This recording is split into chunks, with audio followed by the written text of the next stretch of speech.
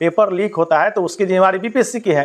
3,60,000 छात्र ने फॉर्म अभी तक भर चुका है। 600 रुपये फॉर्म चार्ज है। छात्र का कोई भी जो फॉर्म है या प्रतियोगिता परीक्षा वो निःशुल्क नहीं होता है। बिहार में जिस तरह से बीपीएससी में कोचिंग संस्थानकों से, कोचिंग संचालकों से, कोचिंग चलाने वाले शिक्षकों से राय लेकर के बीपीएससी में नॉर्मलाइजेशन स्कीम लाया गया, वो कहीं ना कहीं सवाल पैदा करता है। 2014 में मोदी सरकार ने एक वादा किया था और दावा किया था कि जैसे ही हम सत्ता में आएंगे सभी फॉर्म का चार्ज 100 रुपये कर दिया जाएगा, चाहे वो कोई एग्जाम का हो, मेडिकल एग्जाम का हो, इंजीनियरिंग का हो, कोई प्रतियोगिता परीक्षा का हो या फिर किसी जॉब के लिए बहाली हो। लेकिन यह सरकार वादा भूल गई है। शायद वह एक जुमला था और जुमला ही रह गया। आज 2024 है लेकिन आज तक यह लागू हो नहीं सका। देखिए जिस तरह से कोचिंग संचालकों से राय लेकर के बीपीएससी यह कदम उठा रही है, उसको लेकर के छात्र नाराज है। छात्रों में बहुत खासी नाराजगी देखी जा रही है। वे छात्र आंदोलन करने तक की धमकी दे रहे हैं। हर बार पेपर लीक की खबरें आती है, उस पेपर लीक को रोकने के लिए नॉर्मलाइजेशन को लाया जाए। जी हाँ, नॉर्मलाइजेशन एक ऐसी प्रक्रिया, एक सामान्य प्रक्रिया है। एक उदाहरण के तौर पर मैं आपको समझाता हूँ।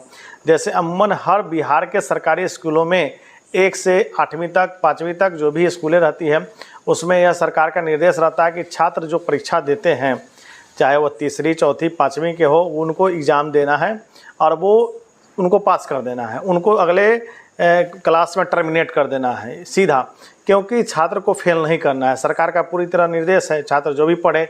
इसमें होता क्या है कि तेज छात्र तो पढ़ते ही हैं, पास करते ही हैं, लेकिन जो औसत से भी कम योग्य के छात्र हैं, जो अयोग्य भी है, वो भी पास कर जाते हैं। पास करते करते 1 to 9 तक पहुंच जाते हैं। जब 10th का बोर्ड एग्ज़ाम होता है उसमें फेल कर जाते हैं। चलिए ये दूसरी बात है, इस पर भी मैं एक दिन चर्चा करूंगा कि बिहार की भी जो शिक्षा व्यवस्था है उसका कितना बजट है और वो किस तरह से बिहार में काम कर रहा है और बिहार के छात्रों को किस तरह तैयार कर रहा है, यह भी एक सवाल है। लेकिन बिहार में जिस तरह बीपीएससी की परीक्षा हो रही है और जो सबसे उच्च पदों पर जो सरकार बहाली करती है, उसको लेकर नॉर्मलाइजेशन की स्कीम सामने लाई है। अब इसमें सामने लाने का जो श्रेय है, अमूमन पूरे देश में कोचिंग को रोकने के लिए, कोचिंग संस्थानों पर नकेल कसने के लिए सरकार नियम बनाती है। जी हाँ, भारत में कहीं भी, हालांकि आपने दिल्ली का उदाहरण देखा ही होगा, जिस तरह अरविंद केजरीवाल ने कोचिंग पर लगाम लगाने के लिए उस दिल्ली के सरकारी स्कूलों को सही किया। उसमें 2 शिफ्टों में स्कूल चलाया गया, चूँकि छात्र की संख्या ज़्यादा थी और वहाँ स्कूल नया बनाना संभव नहीं है, जगह की कमी है। तो वहाँ क्या किया केजरीवाल ने कि 2 शिफ्ट में स्कूल चलाया और अच्छे छात्रों को सरकारी स्कूलों में लाया। उसके बाद हुआ क्या कि कोचिंग संस्थान पर ताला लगना शुरू हो गया, कोचिंग संस्थानों की संख्या कम हो गई। लेकिन उसके उल्टे देश में जिस तरह कुकुरमुत्ते की तरह कोचिंग संस्थान बढ़ रहे हैं और सरकार इसको बड़ा ही संगठित रूप एक दे रही है, और कोचिंग संस्थान चूँकि उनके पास काफ़ी ज़्यादा पैसा है, वो एक संगठित हो रहे हैं और सरकार के लिए अब दबाव बनाने का काम कर रहे हैं। सरकार पर अब दबाव बना रहे हैं। सरकार अब उन पर नकेल कसने में नाकामयाब साबित हो रही है। भले ही दिल्ली की सरकार ने कोचिंग संस्थानों पर लगाम लगा लिया हो, लेकिन बाकी राज्यों में लगाम लगाना असंभव सा है, नामुमकिन सा है। जी हाँ, क्योंकि बिहार में जिस तरह से बीपीएससी में कोचिंग संस्थानकों से, कोचिंग संचालकों से, कोचिंग चलाने वाले शिक्षकों से राय लेकर के बीपीएससी में नॉर्मलाइजेशन स्कीम लाया गया, वो कहीं ना कहीं सवाल पैदा करता है। क्योंकि छात्र जो लंबे समय से तैयारी कर रहे हैं बाहर के राज्यों में, दिल्ली में या फिर पटना में रह कर के जो पढ़ाई कर रहे हैं, उनकी अगर योग्यता को आप एक एवरेज मार्किंग करते हैं तो सवाल उठता है कि आखिर वो छात्र का परीक्षा लेने का कोई औचित्य ही नहीं है। अब इसमें यह तर्क दे रही है बीपीएससी कि हम जो एग्ज़ाम कंडक्ट करते हैं वो पेपर लीक हो जाता है। पेपर लीक होता है तो उसकी जिम्मेवारी बीपीएससी की है। 3,60,000 छात्र ने फॉर्म अभी तक भर चुका है। 600 रुपये फॉर्म चार्ज है। छात्र का कोई भी जो फॉर्म है या प्रतियोगिता परीक्षा वो निःशुल्क नहीं होता है। कि वर्ष 2014 में मोदी सरकार ने एक वादा किया था और दावा किया था कि जैसे ही हम सत्ता में आएंगे सभी फॉर्म का चार्ज 100 रुपये कर दिया जाएगा, चाहे वो कोई एग्ज़ाम का हो, मेडिकल एग्ज़ाम का हो, इंजीनियरिंग का हो, कोई प्रतियोगिता परीक्षा का हो या फिर किसी जॉब के लिए बहाली हो। लेकिन यह सरकार अब वादा भूल गई है। शायद वह एक जुमला था और जुमला ही रह गया। आज 2024 है लेकिन आज तक यह लागू हो नहीं सका। दूसरी तरफ हम आपको बताते हैं कि जब छात्र से इतने पैसे वसूले जा रहे हैं तो बीपीएससी की जिम्मेवारी बनती है कि वह अच्छे ढंग से इसको संचालित करे, एग्ज़ाम कंडक्ट करे। सरकार के पास ऑफिसर की कमी है क्या? ऐसा तो होना ही नहीं चाहिए कि जब छात्रों से पैसे लेकर के एग्ज़ाम लिया जा रहा है तो न फंड की कमी है और न इनके पास जो है ऑफिसर की कमी है। तो फिर इससे में सवाल उठता है कि हम एग्ज़ाम लेंगे, आपको एक नॉर्मलाइजेशन के स्कीम में लाएंगे, एक एवरेज मार्किंग करेंगे। ऐसे में छात्रों का गुस्सा होना लाजमी है।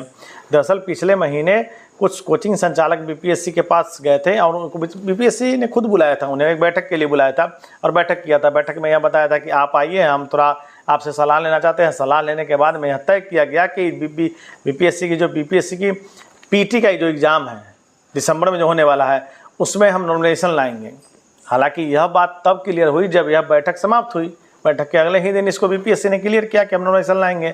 अब बीपीएससी यह तो नहीं बताएगी कि हम किस तरह इसको बहाल करेंगे, किस तरह इस नॉमिनेशन को लागू करेंगे, किस तरह के नंबर जो छात्र लाएंगे उनको हम सिलेक्ट करेंगे, किनको डिसलेक्ट करेंगे। यह एक सवाल बच्चों के मन में पैदा हो रहा है जो बीपीएससी नहीं बता पा रहा है या फिर बताने में असमर्थ है। लेकिन हम आपको बता दें कि जिस तरह से कोचिंग संचालकों से राय लेकर के बीपीएससी यह कदम उठा रही है, उसको लेकर के छात्र नाराज है। छात्रों में बहुत खासी नाराजगी देखी जा रही है। वे छात्र आंदोलन करने तक की धमकी दे रहे हैं। इस बीच आपको हम बता दें कि जो बीपीएससी अभी हाल ही के दिनों में बताया कि 2-4 दिनों तक अभी फॉर्म भराएगा और फॉर्म भराने के बाद संभावित तिथि है कि 15 नवंबर को बीपीएससी पटना के किसी अच्छे जगहों पर बैठ कर के छात्रों से राय ले।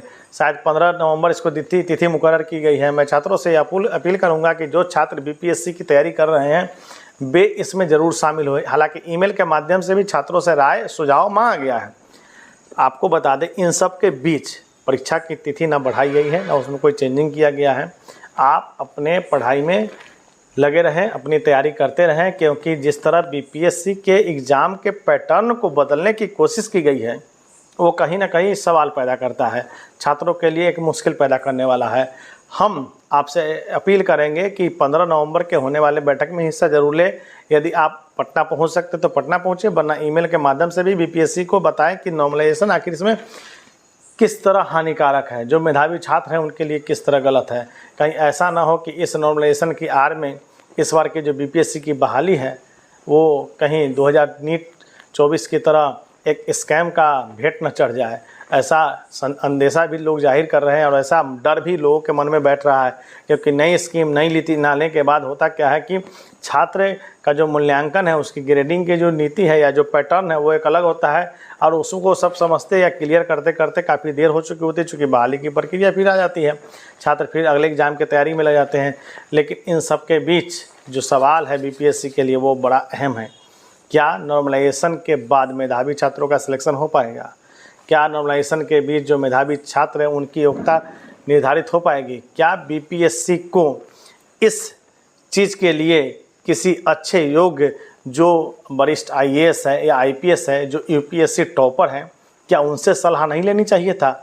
एक बड़ा सवाल पैदा करता है बीपीएससी के लिए। खैर, हम इस पर लगातार नज़र बनाए हुए हैं और अपडेट आपको देते रहेंगे। जुड़े रहिए हमारे साथ प्रभात ऑफिशियल न्यूज़ तक।